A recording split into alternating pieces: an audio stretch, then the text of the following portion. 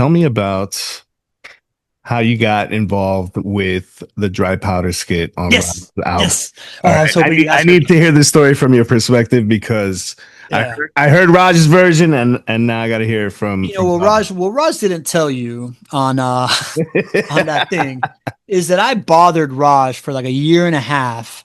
And I that telling him he needed to make a mixtape, right? I didn't know, so I met Raj. Raj released this like that Eminem Stan song. Yep. He released this like video that was like a parody of Stan called Carl, where it Mm. was like a BDR meeting somebody at a conference, getting ghosted on the follow up, and like going crazier and crazier. And I'm like, I'm quasi obsessed on the idea that somebody's going to be the Weird Al Yankovic of LinkedIn. Yeah. And I want to be that person's friend and I want to be their enabler. So I reached out to Raj. I'm like, yo, man, this is cool. I have this idea. Da, da, da, da, da. We become friends. I'm like, Raj, you need to put out a mixtape, bro. Like, you need to. I didn't know that Raj had previously like put out other albums and whatnot.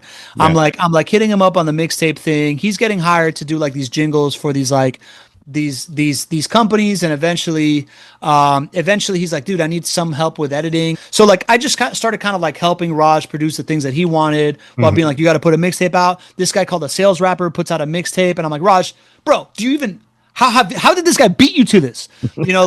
So eventually, I'm sure this was really all Raj's idea, but this was really my idea. As we're putting this album together, I'm like, bro, how do I get on this album? How do I get on this? I'm like Raj. So I'm like Raj, like I can do voices, right? Like, can I like do some kind of like, yo man, Raj is the best, blah blah blah blah, like Yeah. in the background, it's like, I don't know. When he comes out with Dry Powder, I'm like, yo, this slaps. This is epic, bro. Right? Like we once he puts this out, I'm like, Raj, asking for a friend here, but